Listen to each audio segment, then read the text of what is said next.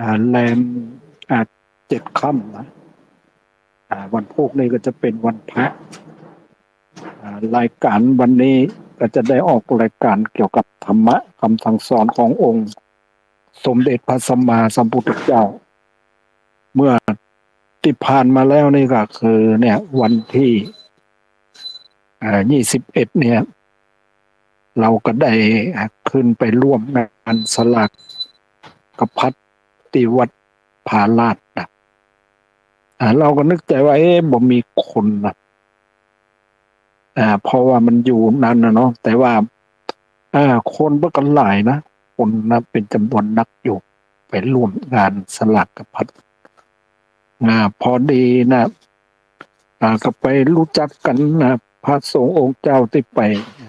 ร่วมงานกันได้รู้จักกันแล้วก็นี่พอดีเราจับสลากได้เนี่ยได้เบอร์โจกนะ2 เบอร์นะคือเบอร์ที่1ก็คือได้ของเจ้าวาดนะพระครูธีระสุตพจน์นะเปิ่นนะอุทิศกุศลไปให้กับป้าอุ้ยหนันดีแม่อุ้ยเลือนมุนนาอะไรอย่างนั้นนั้นมั่งขนาดมานะมั่งมานะมั่นนะมานะมั่นนะแต่เป็นอุทิศไปให้กุศลไปให้กับปนนั้นดีแม่อุ้ยเฮือนมุนมานะมั่นมานะมั่นอันเนี้ยอันนี้เราก็วันนั้นกันได้คือปนอย่างแล้วก็แถมเส้นเนี่ยก็คือคงจะเป็นพระลูกวัดพระธีรวัตรนี่นะแล้วก็อุทิศกุศลไปให้กับญาติพี่น้องของเปิ้นเหมือนกันนะวันนั้นก็ได้ไปร่วมในงานสลากพัดที่วัดวัดนะผาลาดนะพัดผาลาดเรียกว่าพระเป็นวัดมันเป็นสีโสดาแล้วก็สกิตกานะเป็นวัดสกิตกาอันนี้ก็เป็นวัดตีอันนี้นะคือว่าครูบาเจ้าศรีวิชัยเป็นสร้างขึ้นเนี่ยเป็นจะต้องมีตามลำดับของในเรียกว่าของบรรดาทางเดินจะเข้าไปสู่นิพพานนะ1จะต้องโสดา2จะต้องเป็นสกิตากา3ก็จะต้องเป็นอนาคา4ก็จะต้องเป็น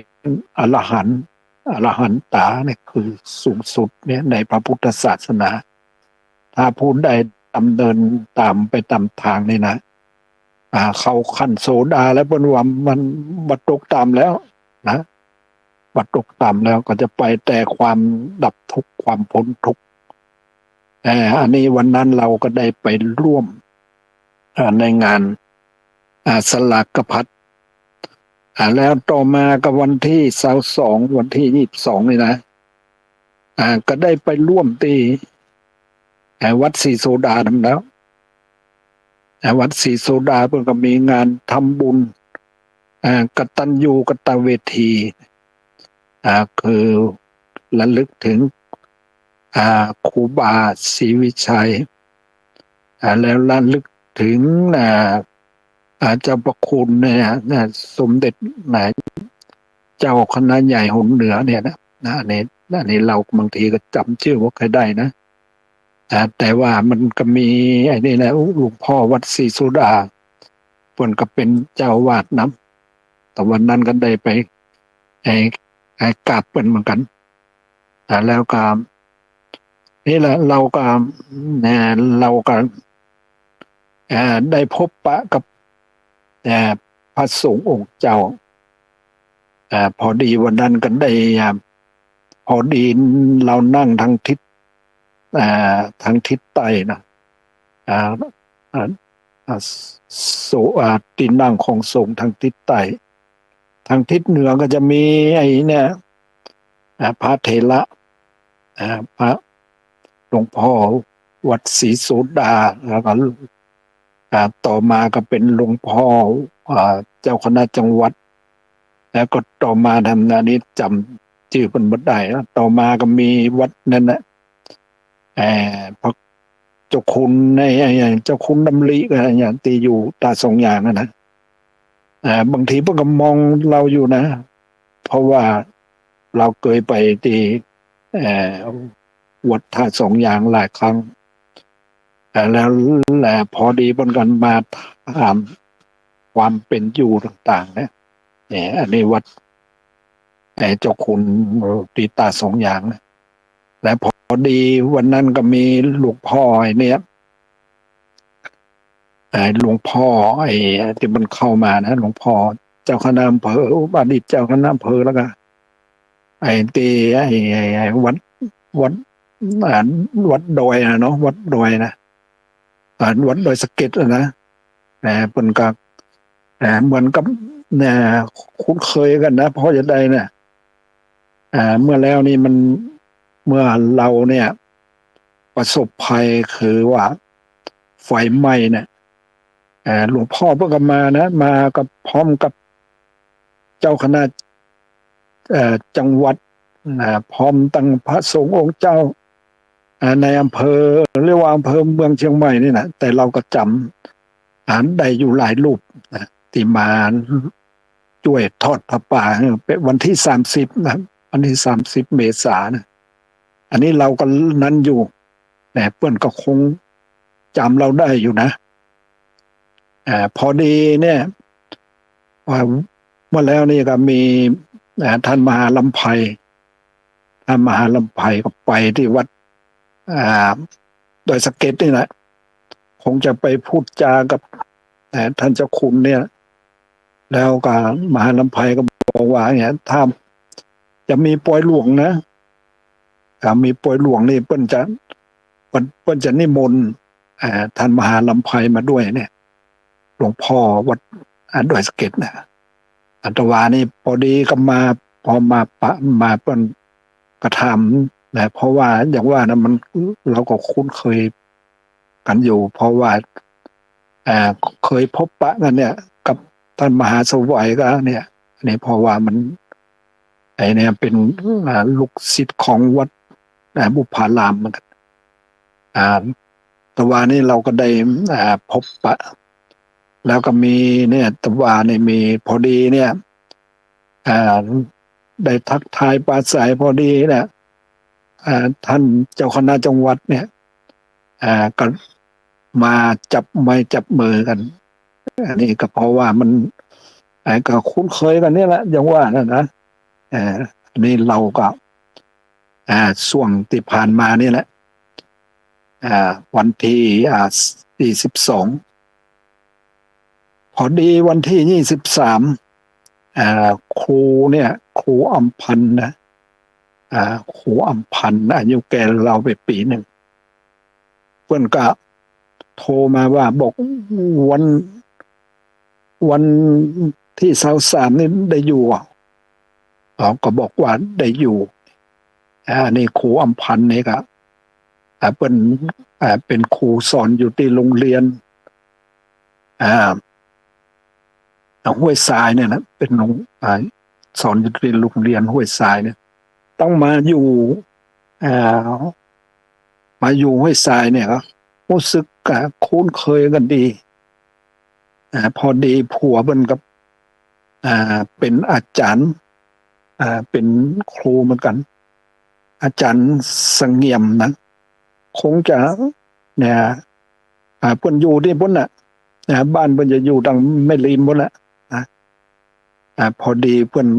ก็เสียชีวิตไปแล้วแต่ครูอำพันธ์เนี่ยมันก็ตรงนั้นอยู่วันนั้นเราก็คงจะออกอากาศตีในวัดหนองกายนะเราก็เอาทำปิตพีเนี่ยเทศนาเพิ่นก็คงจะฟังอยู่กับหมูนะแล้วเพิ่นก็โทรมาวันก่อนที่จะมาทำบุญไปหาเนี่ย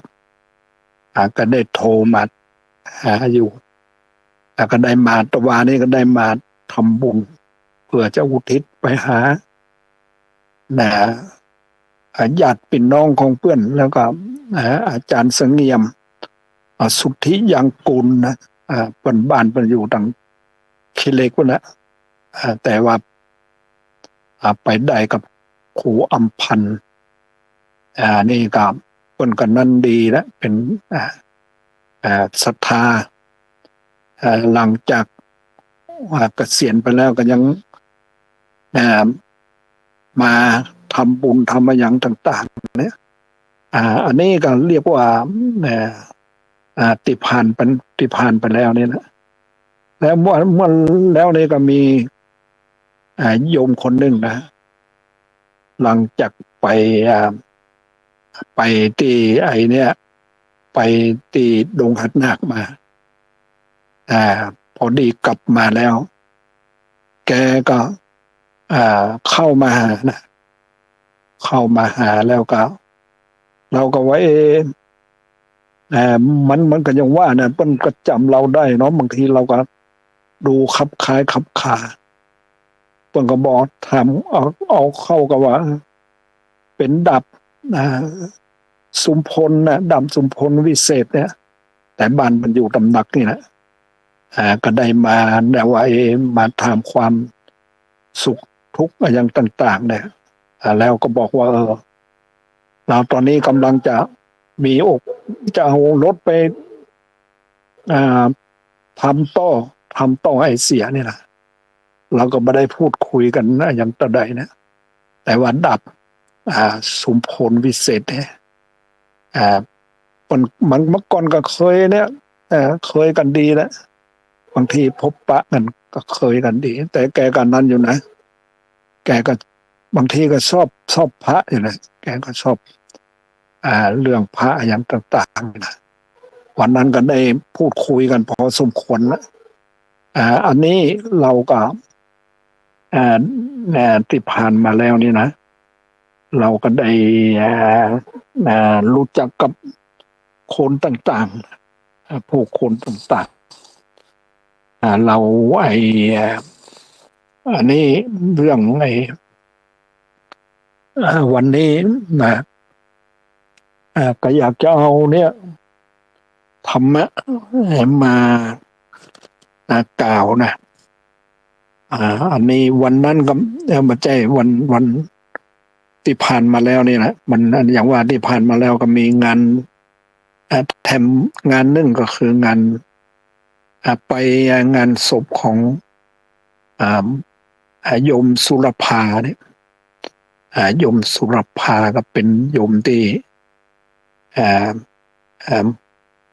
ศรัทธาวัดห้วยทรายนี่แหละแต่เมื่อเอาศพไปไว้ที่วัดฝ่ายหินโยมสุรภาเนี่ยครับเปิ้นก็เสียชีวิตไปนะเสียชีวิตไปวันอันนั้นพอดีวัน12 เพ็ญพอดีนะเมื่อก่อนที่จะเสียชีวิตนะไปงานตีงานทำบุญเป็นงานวันแม่อะไรที่โรงเรียนห้วยทรายเนี่ยนะมีกันเปิ้นกันนิมนต์วัดห้วยทรายเนี่ยไปสวดไปเจริญพระพุทธมนต์เราระหว่างที่สวดนั่นนะแกก็เป็นลมนะเป็นลมแล้วก็มีคนประคับประคองอย่างต้องกลับบ้านงานไปร่วมงานก็มาเสร็จนะแต่ว่าภายหลังมาเนี่ยวัน12 เพ็ญเนี่ยนะก็มีคนบอกว่าโยมแม่โยมสุรภาเนี่ยมันเสียชีวิตไปแล้วโอ้เขาก็ว่าอย่างว่านะคนเราเนี่ยมันก็มันแน่นอนนะคือความตายเนี่ยมันแน่นอนแล้วเมื่อก่อนที่จะไปไอร์แลนด์เนี่ยนะจะไปไอร์แลนด์เนี่ยครับโยมเนี่ยโยมอุพันธนัทเนี่ยเพิ่นก็บอกว่าเฮ้ยไปเอาหนังสือนะเอาหนังสือติดบ้านเพิ่นแล้วก็พอดีเนี่ยก็โยมเนี่ยสุรภาก็เป็น ผู้ที่คอยดูแลเนี่ยผู้พันธนัดอยู่แล้วก็พูดถึงเรื่องเปิ้นแต่พูดถึงเรื่องอันเนี้ยอภิธรรมเนี่ยนะเรื่องอภิธรรมเนี่ยนะเราก็นั้นอยู่เราก็บอกว่าเราก็ชอบเทศอยู่เสมอนะอภิธรรมเนี่ยนะมีงานศพก็จะต้องเอาอภิธรรมนี่แหละเทศวันแรกเนี่ยจะต้องเอาอภิธรรมติดแต่ตอนวันนั้นนะก็ได้พูดจากับโยมผู้พันธนัดเนี่ยเปิ้นก็บอกลูกสาวบอกว่าเอาอันเนี้ยบันทึกไว้นะเอาหรือว่าจะให้เขียนบันทึกกาอย่างกาเนี่ยแล้วก็เนี่ยที่เราไปพูดเนี่ยแล้วก็นี้แล้วเราก็เอาเรื่องอภิธรรมนะ7 กัมปีนะมาพูดแล้วกับจะว่าแล้วเนี่ยเราก็บอกไว้เรื่องไอ้เนี่ยบางทีเนี่ยแกเปิ้นไอ้นี่เปิ้นสั่นเนี่ยเปิ้นรับประทานเจตลอดนะเปิ้นถือมังสวิรัติตลอดแต่เราก็พูดถึงเรื่องเราว่าเราพูดถึงพระเทวทัตเนี่ยนะพระเทวทัตเนี่ยไปตกนรกอย่างนั้นอย่างนี้แต่ว่าเปิ้นก็วามเนี่ยบางทีมันก็มีอยู่เปิ้นว่านะมันก็มีดีอยู่นะไม่ใช่ว่ามันมีมันก็มีดีอยู่อันนี้เราก็บ่ได้วันนั้นก็บ่ได้อย่างกันนะเราก็ได้หนังสือไอ้หนังสือที่เป็นเราไปเอานั่นน่ะมันก็เรื่องการเวียนของชีวิตของคนเราเนี่ยมีการเวียนรอบอยู่มีเพราะอวิชชาเนี่ยเป็นปัจจัยให้เกิดสังขารเพราะสังขารเนี่ยเป็นปัจจัยให้เกิดวิญญาณเพราะวิญญาณเนี่ยเป็นปัจจัยให้เกิดนามรูปเพราะนามรูปเนี่ยเป็นปัจจัยให้เกิดเวทนาเพราะเวทนาเป็นปัจจัยให้เกิดตัณหาเพราะตัณหาเนี่ยเป็นปัจจัยให้เกิดอุปทานเพราะอุปทานเนี่ยเป็นปัจจัยให้เกิดภพเพราะภพเป็นปัจจัยให้เกิดสลามรณะโสกะปริเทวะอันนี้เนี่ยอุปยาสะเนี่ยอันนี้นะปฏิจจสมุปบาทนะเพราะอวิชชาเนี่ยมันเป็นปัจจัยให้เกิดสังขารเนี่ยนะเพราะสังขารเนี่ยคือความปรุงแต่งเนี่ยเป็นปัจจัยให้เกิดวิญญาณเพราะวิญญาณเนี่ยเป็นปัจจัยให้เกิดนามรูปเพราะนามรูปเป็นปัจจัยให้เกิดเวทนาเพราะเวทนาเป็นปัจจัยให้เกิดตัณหาเพราะตัณหาเนี่ยเป็นปัจจัยให้เกิดอุปทานเพราะอุปทานเป็นปัจจัยให้เกิดภพเพราะภพเป็นปัจจัยให้เกิดสลาเพราะสลาเป็นปัจจัยให้เกิดมรณะโสกะปริเทวะเนี่ยนี่เพราะเนี่ยนะจะว่าแล้วเพราะสิ่งนี้มีนะสิ่งนี้มันจึงมีนะแล้วแถมด้านแถมทางหนึ่งก็เรียกว่าเพราะสิ่งนี้ดับแต่สิ่งนี้มันจึงดับเพราะบ่มีอวิชชาเพราะมีอวิชชาเพราะมีวิชชาจึงพึงเกิดสังขารเพราะบ่มีสังขารจึงบ่เกิดมีวิญญาณเพราะบ่มีวิญญาณจึงบ่มีปัจจัยให้เกิดนามรูปเพราะบ่มีนามรูปจึงบ่เป็นปัจจัยให้เกิดสลา มาเป็นปัจจัยให้เกิดผัสสะ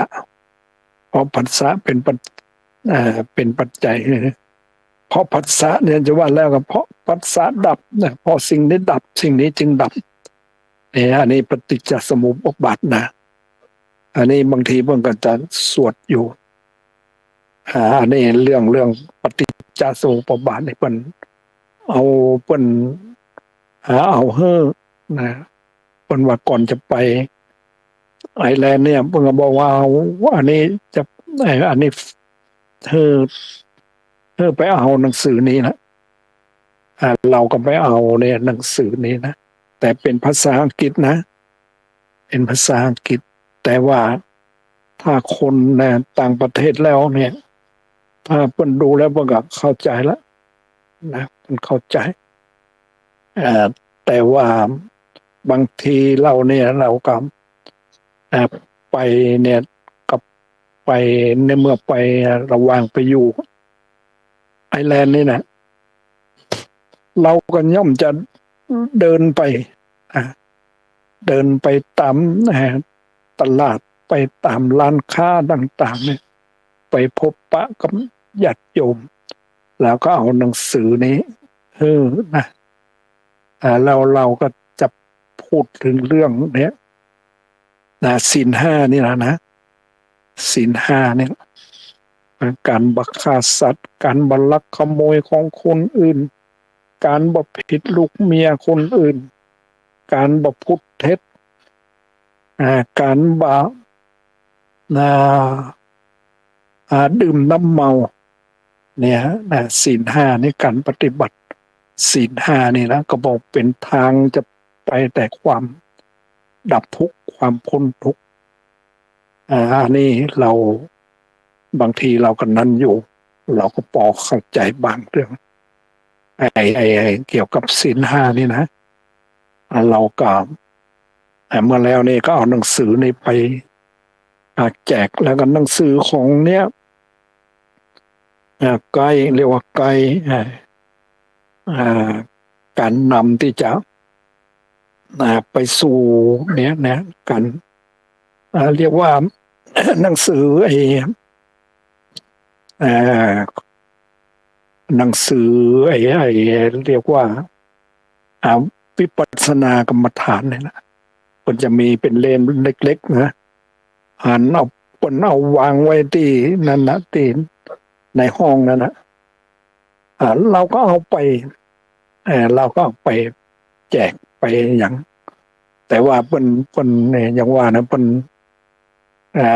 นอ่านดูแล้วเนี่ยเปิ้นก็คงจะเข้าใจเรื่องทางที่จะไปถึงซึ่งความดับทุกข์เนี่ย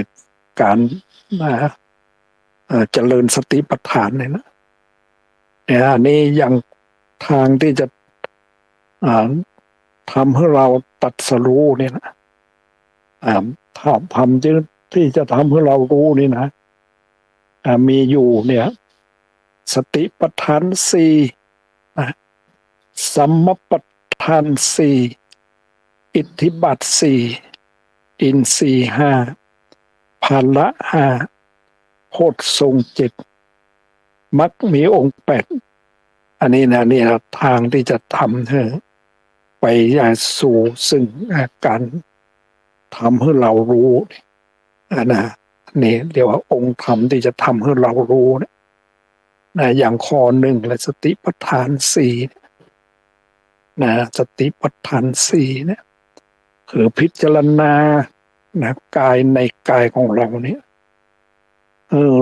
เข้าใจเรื่องในกายของเราเนี่ยเป็นอย่างใดนะกายนะบางทีเราไม่ได้เราก็ศึกษาดูเขาศึกษารู้แต่บางทีมันบ่เข้าใจเข้าไปในจิตในใจของเรานี่จะต้องอาศัยกันพิจารณาสติปัฏฐานสี่เนี่ยนะพิจารณากายนี่กสักวักกายปัจจัยสัตว์ปัจจัยบุคคล บัดใจตัวใจตนบัดใจเราบัดใจเขาเนี่ยอันนี้ถ้าเรารู้เข้าใจแล้วเนี่ยอันนี้เป็นนาถ้าเราเข้าใจในร่างกายของเราอย่างดีเนี่ยก็จะเป็นกายานุปัสสนาเป็นกายานุปัสสนาถ้าเราเนี่ยบางทีเนี่ยเรานั่งไปก็ดีนะนั่งไปบางทีเนี่ยมันเกิดมันเจ็บมันเจ็บขึ้นนะปวดขึ้นเวลานั่งมันปวดเนี่ยอันนี้เราก็จะต้องเอาสติไปรู้ในการที่เรามันเจ็บมันปวดแล้วมันปวดก็ถ้ามีสติกำหนดรู้ว่าปวดหนอปวดหนอปวดหนออย่างนี้นะในเมื่อมันบางทีมันก็อาจจะหายบางทีเมื่อเรามีสมาธิดีมันก็ค่อยจะนั้นไปค่อยจะจางไปเนี่ยนี่แต่ว่าเราก็ต้องรู้แล้วว่าเวทนานี่ก็สักว่าเวทนาปัจจัยสัตว์ปัจจัยบุคคลปัจจัยตัวปัจจัยตนปัจจัยเราปัจจัยเขาอันนี้เป็นแต่ว่าเวทนาเท่านั้นอันนี้เรื่องผู้เจริญสติปัฏฐานมันย่อมจะเข้าใจท่าน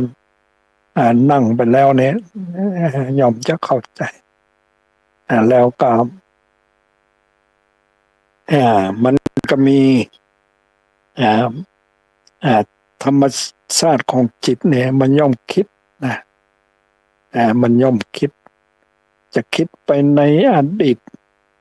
จะคิดไปในอนาคตจะคิดไปในปัจจุบันก็ดีเนี่ยอันนี้ธรรมชาติของจิตเนี่ยมันย่อมจะมีความนั่นนะมีความคิดแต่ว่ามันเปิดให้เรามีสติพิจารณาดูว่ามันคิดนะมองดูจิตของเรานะว่าจิตของเรามันมีความโลภก่อมันมีความโกรธก่อมันมีความหลงก่อนี่แต่ว่ามีสติพิจารณาในจิตพิจารณาจิตในจิตของเรารู้ตามความเป็นจริงว่าจิตเรามีโลภะมีโทสะมีโมหะหรือว่าจิตเรามันปราศจากโลภะปราศจากโทสะปราศจากโมหะอันนี้เราให้เราพิจารณาในตัวของเราเนี่ยนะแล้วก็ถ้าเราพิจารณาแล้วเราก็จะรู้ว่าเท่าทันที่มันเกิดขึ้นเนี่ยแล้วก็พิจารณาในธรรมที่เป็นกุศลอกุศลอันนี้นะพิจารณาอยู่อันนี้เรียกว่าองค์ธรรมที่จะทำให้เรานั้นตรัสรู้เรียกว่าสติปัฏฐานสี่อันนี้นะสติปัฏฐานสี่เนี่ยแล้วกับสัมมัปปทานสี่สัมมัปปทานสี่นี่ก็คือนะเราจะต้องนะใจสอเนี่ยใจปอใจพอสอปอพอมอเนี่ยมันว่าอันนี้รวมแล้วสัมมัปปทานสี่นี่นะเรียกว่าสอนี่ก็ นะคือมีความระวังนะระวังอย่าให้มันบาปมันเกิดขึ้นนะมันจะเกิดขึ้นในทางไหนล่ะบาปมันจะเกิดขึ้นในทางไหนแต่อันนี้ก็ต้องมีความอันนี้สัมมาประธานสี่ต้องมีความระวังอ่าระวังบาปมันเกิดขึ้นนะอันนี้ใจสังวรเราระวังแล้ว แต่ว่ามันความเคยชินมันยังแต่มันยังมีอยู่เนี่ยอันนี้ใจปอเนี่ยใจปอเนี่ยใจประหารมันเลย ตัดมันเลยมันจะเกิดขึ้นกับใจปอเนี่ยละตัดมันเลยแล้วกับพอเนี่ยพอนะใจพอนี่ก็ต้องอ่าพยายามเนี่ยพยายามพอนี้คือว่าในภาวนานะมาจากภาวนาพอพันเนี่ยมาจากภาวนาปอพอแล้วก็เนี่ยอันนี้พอคือเพียรภาวนานะคือกุศลมันเกิดขึ้นนะคือความดีมันเกิดขึ้นเนี่ยแล้วก็เมื่อความดีมันเกิดขึ้นแล้วเนี่ยก็ใจอ่อเนี่ยนี้อนุรักษณาเนี่ยคือว่าการรักษาความดีของเราไว้อันนี้เรียกว่าสัมมปทานสี่ฮะอ๋อเดี๋ยวก่อนกำลังออกอากาศอยู่ออกอากาศอยู่คนกำลังออกอากาศอยู่มาเอาเรื่องมาเอาเรื่องมาเอาเรื่องแล้วก็ไอเนี่ยใจเนี่ยสัมมปทานสี่เนี่ยคือสอปอพอเนี่ยสอปอพอเนี่ยอันนี้ต้องท่องไว้ในหัวใจมันนะสอคือการสำรวมปอนะก็คือสำรวมแล้วมันยังแต่ความเคยชินมันจะที่มีขึ้นอยู่เนี่ยมันก็ต้องใจประหารปอเนี่ยประหารตัดมันละมันจะมีคือกับใจมันตัดมันแล้วสอปอแล้วก็พอเนี่ยก็คือพยายามให้มันกุศลมันเกิดขึ้นนะให้มันความดีมันเกิดขึ้นเมื่อมันเกิดขึ้นแล้ว ความดีมันเกิดขึ้นแล้วก็ใจเนี่ยอนุรักษณารักษามันบ่ให้มันความดีของเราในบ่ให้มันเสื่อมถอยไปนะคือมันคงที่อยู่เสมออันนี้เรียกว่าสัมมปทานสี่นะมันต้องมีต้องจำไว้ต้องจำหัวข้อไว้นะสอปอพอเนี่ยนะเนี่ยนะอิทธิบาทสี่นะอิทธิบาทสี่นะอิทธิบาทเป็นว่าคุณเครื่องสำเร็จนะคุณเครื่องที่จะทำให้เราสำเร็จนี่เราจะต้องการอะไรอย่างมันก็ต้องมีเนี่ยคุณเครื่องที่จะสำเร็จทำให้เราสำเร็จเนี่ยอันนี้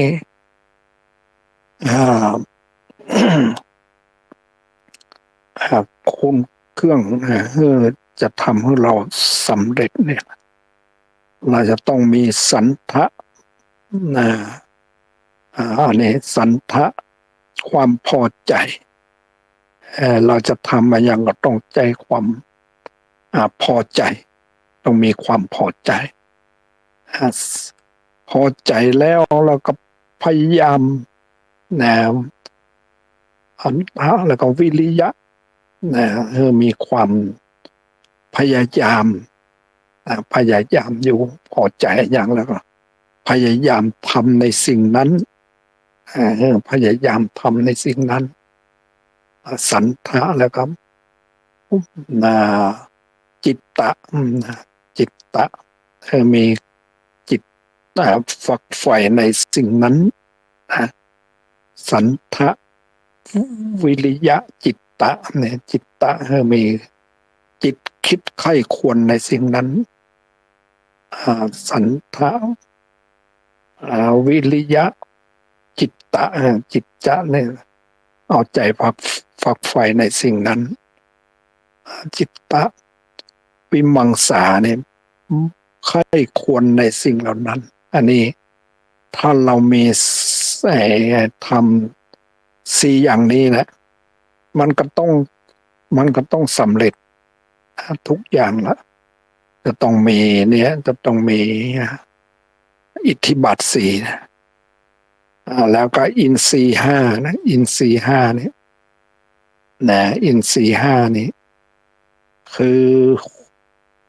ความเป็นใจเนี่ยตัวอินทรีย์ได้หมายว่าความเป็นใจ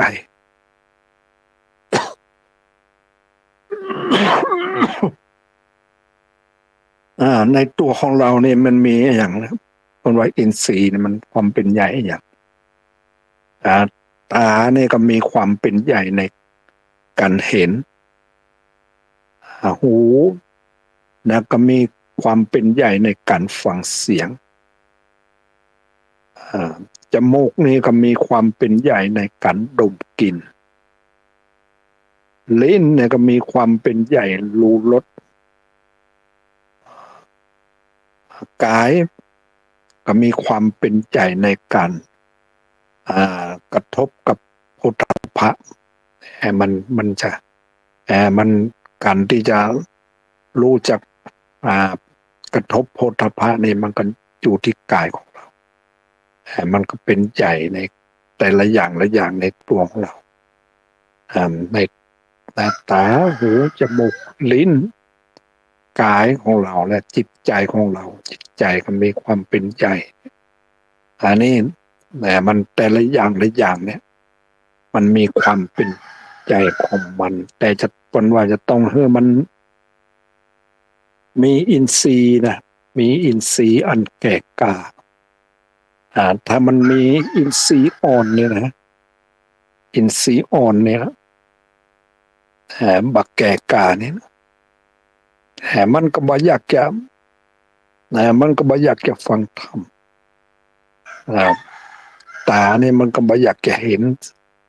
สิ่งที่เป็นประโยชน์บ่อยากจะมองเห็นสิ่งที่เป็นบ่เป็นประโยชน์นะตามีมันมีหน้าที่ในความเป็นใหญ่แต่ก็จะต้องปรับให้มันมีความแก่กล้าที่จะมองดูสิ่งที่เป็นประโยชน์นะบางทีเนี่ยเราเนี่ยบางทีเราไปติดในสิ่งนั้นสิ่งนี้นะอย่างพระเราก็เหมือนกันเนี่ยอันนี้เราก็คิดจะพูดนะจะพูดนะพระเราฟังเนี่ยบางทีเนี่ยวันนั้นเนี่ยไปนั่งกับท่านเจ้าคุณวัดสวนดอกนะก็ถามว่าองค์นั้นเนี่ยองค์นั้นชื่อองค์นั้นวัดเวรุวันแม่งก็บนก็เนี่ยพอดีนะอย่างว่าเนี่ยเราคนนั่งข้างๆเราก็มีพระครูอย่างดีเป็นรองเจ้าคณะอำเภอเนี่ยที่วัดพระสิงห์เนี่ยนะอันนี้ก็เป็นคนต่างสารพีนะแล้วก็ถามถึงวัดเวรุวันเพราะวัดเวรุวันเนี่ยบางทีเนี่ยเราจังไปพบกันมาครั้งที่แล้วนี่ก็เป็นการฉลองโรงเรียนเราก็ได้ไปพบกันแล้วพอดีเนี่ย อียวงเนี่ยมันรู้จักกันเนาะคนนะโดยเตามันขายมันขายหอพักมันอยู่ที่นากสินเนี่ยนะมันขายแล้วมันก็ไปซื้อตีอยู่คนนะสารพีพุ่นนะมันก็คงจะเข้าวัดเวรุวันนี่แหละเราก็เอ่อไปเราก็เลยรู้จักกับวัดเวรุวันในดีท่านพระครูคงจะเป็นท่านพระครูแล้วก็เนี่ยเวรุวันเนี่ยนะเปิ้นเมื่อก่อนนะอียวงเนี่ยมันก็นิมนต์มันจะทำบุญทำอะไรอย่างนี้นะเป็นคนได้มันอ่อนเรือเราอายุมันอ่อนเรือเรามันไปซื้ออยู่ที่เวรุวันมันใกล้ๆเป็นศรัทธาของเวรุวันนั้นเรากันเนี่ยเรื่องวัดเวรุวันเนี่ยก็จึงรู้จักกันแล้ววันนั้นในบ้านได้เพราะว่ามันคนสารพีเนาะคนสารพีหลายองค์แล้วที่ไปรู้จักนั่นอยู่ไอ้นี่นะตีตีผ่านมาแล้วเนี้ยนะอันอันนี้ตะกี้ว่าเอาเรื่องไปอินทรีย์นะอินทรีย์คือความแก่กล้าทางตาทางหูทางจมูกทางลิ้นทางกายและทางจิตใจของเราถ้ามีความแก่กล้าแล้วเนี่ยมันย่อมจะทำให้ตัดสรู้ได้จะทำให้เรารู้ได้อย่างเนี้ยยกตัวอย่างอย่างเนี้ยปัญจวัคคีย์ปัญจวัคคีย์ห้าเนี่ยถ้าบ่มีอินทรีย์แก่กล้าเนี่ยนะพระพุทธเจ้าก็คงจะบัดเสด็จไปโปรดเนี่ยไปแสดงธรรมจักรกับปวัตนสูตรแต่อาศัยมันมีอินทรีย์แก่กล้าทางตาบนก็ซ้อมพร้อมตีอยากจะเห็นอันใดเนี่ยมันเป็นประโยชน์หรือบ่เป็นประโยชน์ทางด้าน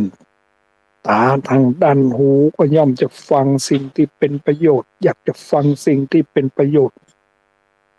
ทางจมูกก็ย่อมอบรมมาดีเนี่ยถึงแม้มันจะเหม็นก็มีสติรู้เท่าทันเหม็นก็ต้องรู้ว่ามันเหม็นเท่านั้นบัดใดแสดงปฏิกิริยาอย่างอื่นแต่พอคนเราเนี่ยทำมาได้ฝึกนะจมูกเราเนี่ยไปได้กลิ่นอย่างนั้นอย่างนี้แสดงสะอิดสะเอือนอย่างนั้นอย่างนี้แต่ว่าผู้ได้อบรมอินทรีย์มาดีเนี่ยเมนก็สักว่าเมนเท่านั้นนะอันนี้ลิ้นเราเนี่ยเราถ้ามาได้ฝึกหัดมาดีนะเราก็อยากจะเสพสิ่งที่มันอร่อยแต่จะนานมันจะทุกข์ก่อนเนี่ยการอาหารการกินของเราเนี่ยบางทีเราก็อยากจะเสพแต่สิ่งที่มันนั่นนะสิ่งที่มันอร่อยแต่ว่ามันบักคำนึงถึงความเดือดร้อนของผู้อื่นสัตว์อื่นเนี่ยอย่างเรื่องนั้นนายโคขาดเนี่ยอย่างทำเนี่ยทำมหาวิบากเลยทำมาอย่างนายโคขาดเนี่ยมันก็ฆ่าสอบฆ่าเนื้อฆ่าอย่างนี้เป็นประจำในเมื่อมันฆ่าแล้วมันก็ นี่เนี่ยอย่างเรื่องเล่าเนี่ยมันพอดีวันนั้นมันกับอ่ามันก็ตัดมันก็ตัดลิ้นโคไว้เพื่อจะเอาอ่าจะเอาไปย่างจะเอาไปจีเนี่ยนะครับพอดีเนี่ยกลับจากนั้นแล้วมันก็นึกใจว่าเมียมันก็เก็บไว้ละเก็บไว้ดีแล้วที่ไหนได้เนี่ยคนเนี่ยมันมาถามซื้อก็บอกว่าเรานี่ก็เป็นเพื่อนกับนั้นนะเพื่อนกับผัวเรานี่นะเราต้องขอซื้อครับเนี่ยเมียมันทนความเล้าลมมาได้ก็ต้องขายไปเสียแต่เมื่อขายแล้วผมเนี่ยผัวมันมาแล้วมันก็มาถามหาถามหาว่าอ่าไอ้ไหนไอ้ลิ้นโคนั้นไม่ไหนบอกว่ามันจะว่าจะได้ก็มาจังว่าก็บอกว่านั้นเขามาขอซื้อไปแล้วเออขายมือเขาแล้วติไหนได้ด้วยความอยากเนี่ยนะกระสันด้วยความอยากเนี่ยเอามีดไปเนี่ยนะก็ไปปัดลิ้นโคที่มันที่เลี้ยงไว้นั่นนะในเมื่อปัดมาแล้วก็เอาวันด้วยความกระสันที่อยากกินลิ้นโคเอาไปจ้งใส่ไฟแล้วก็เอาจีมาแล้วเพื่อจะเอาแบบกินนะอันนี้ในเมื่อกินแล้วเนี่ยมันไปกัดลิ้นของตัวเองโคก็ต้องตายโดยการที่มันตัดลิ้นออกเนี่ยนายโคขาดนี่ก็ต้องตายด้วยกันด้วยความต้องการอยากจะรับประทานอร่อยแต่ที่ไหนได้เนี่ยไปกัดลิ้นของตัวเองนะมันมองบักอันในที่สุดแล้วก็กระวนกระวายโดยการที่ไปกัดลิ้นของตัวเองก็ตายตึงโคตายตึงนายโคขาดอันนี้ด้วยความที่ว่าบันได้สำรวมระวังในการกินเห็นด้วยความเร่าร้อนเนี่ยในที่สุดก็ต้องมันกรรมมันถึงตัวเองมาก็ต้องไปกัดลิ้นของตัวเองในที่สุดก็ตายไปตึงงัวตึงนายโคขัดอันนี้แหละเพราะว่าเนี่ยนะบาปกรรมมันมองบาหันเนี่ยมันมองโดยละเอียดมันมองโดยบละเอียดนะมองโดยหยับมันบาหันว่ามันจะโทษอย่างนั้นอย่างนี้แต่ว่าในเมื่อนั้นไปแล้วทำไปแล้วมันก็ทำให้นั่นนะตัวเองต้องเดือดร้อนเนี่ยคือทุกข์แก่ท่านทุกข์นั้นถึงตนเนี่ยนะนี่บันไดอันนี้บันไดระวัดระวังในเรื่องการกินจะเอาแต่ความอยากของตัวเองในที่สุดมันก็ความเล่าร้อนมันก็ถึงตัวเองหวังทางเนี่ยลิ้นของเราเนี่ยทางกายก็เหมือนกันทางกายของเราเนี่ยเรามันเป็นอย่างใดทางกายของเราการสัมผัสในอย่างต่างๆทางด้านกายของเรานี่นะอันนี้ก็จะต้องฝึกฝนคือมันมีอินทรีย์นะทางด้านอย่างการจะไปนอนวัดก็ดีเนี่ยถ้าผู้ที่มาได้ฝึกอินทรีย์มาเนี่ยมันจะไปนอนแบบตีเรียบๆแต่มันไม่ได้ มันจะนอนแต่ตีนนุ่มตีนนวลเนี่ยฉะนั้นเรื่องการที่จะเป็นนอนเนี่ยนะฉันเอากายไปเนี่ยเข้า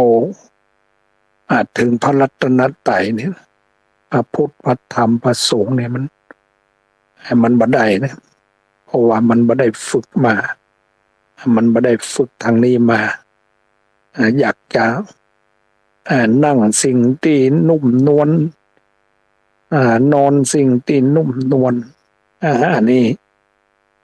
ทางด้านกายของเราเนี่ยถ้ามันบ่ได้ฝึกฝนมามันก็อินทรีย์มันก็บ่แก่กล้ามันก็บ่ได้เป็นทางที่จะทำให้เรารู้นะทางด้านกายทางด้านจิตใจของเราเนี่ยนะจิตใจของเราเนี่ยใจเป็นใหญ่ใจเป็นประธานทุกสิ่งทุกอย่างนะสำเร็จด้วยใจอันนี้ถ้าเราฝึกมาดีเนี่ยมันก็จะทำให้เรารู้ถ้าเรารู้เรื่องเรื่องทุกข์เรื่องเหตุของทุกข์เรื่องความปฏิบัติถึงความดับทุกข์อันนี้จะต้องอาศัยการฝึกฝนอบรมเพื่อให้มันมีอินทรีย์อันแก่กล้าถ้ามันมีอินทรีย์อันแก่กล้าแล้วมันก็ย่อมจะรู้นะย่อมจะรู้บัดต้องมาทุกข์ร้อนนะอย่างตัวใดที่มันทุกข์ร้อนก็เพราะว่ามันบรรลุนะปล่อยไปตามความต้องการของตัวเองนั้นอันนี้จะต้องใจการฝึกฝนอบรมจิตใจของเราเนี่ยก็ให้เป็นไปในทางที่ถูกต้องอันนี้ควรว่าเรียกว่าสติปัฏฐานสี่สัมมาปัฏฐานสี่อิทธิบาทสี่อินทรีย์ห้าอินทรีย์ห้าแล้วก็พละห้าเนี่ยพละคือกำลังเนี่ยถ้าเราฝึกอย่างใดมันก็ย่อมได้อย่างนั้นนะกำลังนะกำลังศรัทธาพละสติสติพละมันมีสติคือความระลึกได้เนี่ยเอาฝึกเข้ามันกับเป็นพละอันเป็นพลังอันเป็นทำให้เรามันนั้นมีกำลังขึ้นจะต้องอาศัยศรัทธาอันนี้เรื่องอันนี้นะเรื่องพลังของพละห้าพละห้าพละห้า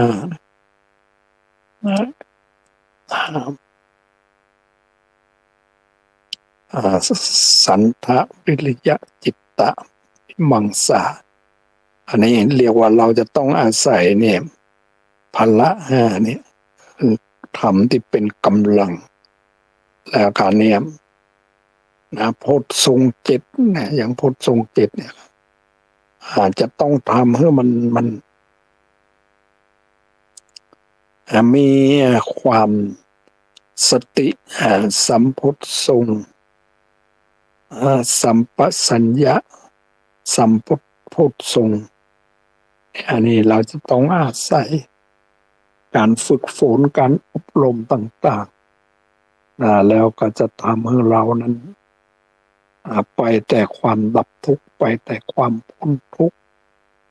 อันนี้มันเรื่องนี้นะบัดเดี๋ยวนี้มันก็เรากันวันนี้ก็เป็นวันนี้เป็นวันแรม7 ค่ำนะวันพุธก็เป็นวันแรม8 ค่ำแล้ววันท้ายเนี่ยท้ายเนี่ยเราก็เนี่ยจะ อันได้ผลดีบ่ได้ผลดีมันก็อยู่ที่ตัวเรานะอันนี้ที่จะทำให้เรานั้นดับทุกข์พ้นทุกข์นับอ่าอันนี้ก็ขออนุโมทนากับท่านพระครูวิศวัตรแล้วกับท่านพระครูปริยัติและท่านผู้ฟังทั้งหลายก็ขอให้มีความสุขความเจริญโดยทั่วหน้ากันขออนุโมทนา